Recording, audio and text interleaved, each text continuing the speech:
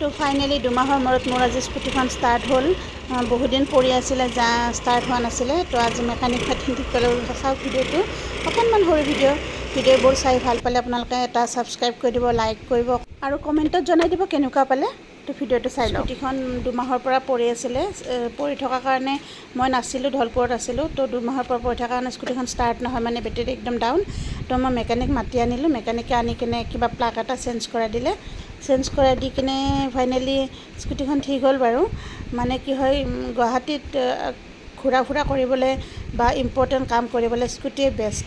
মানে ইমান জাম হয়, জামৰ উৎপাতত মানে হেৰি কৰিব নোৱাৰি, ক'তো মানে টাইমত মানে যাব নোৱাৰি, টাইমত একো নাপায় মানে, আৰু ওলাব নোৱাৰি তেনেকৈ। তো মই স্কুটিখনেই মানে মেইন মোৰ ওচৰে পাঁজৰে পটকৈ গৈ অহা এনেকুৱা টাইপৰ।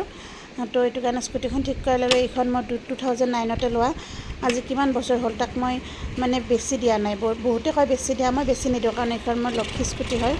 আৰু গতিকে এইখনক মই হেৰি কৰি থাকোঁ, ছাৰ্ভিচিং কৰাই থাকোঁ। তো এইটোৱে আছিল আজিৰ সৰু ভিডিঅ'। Thank you for ৱাটছিং।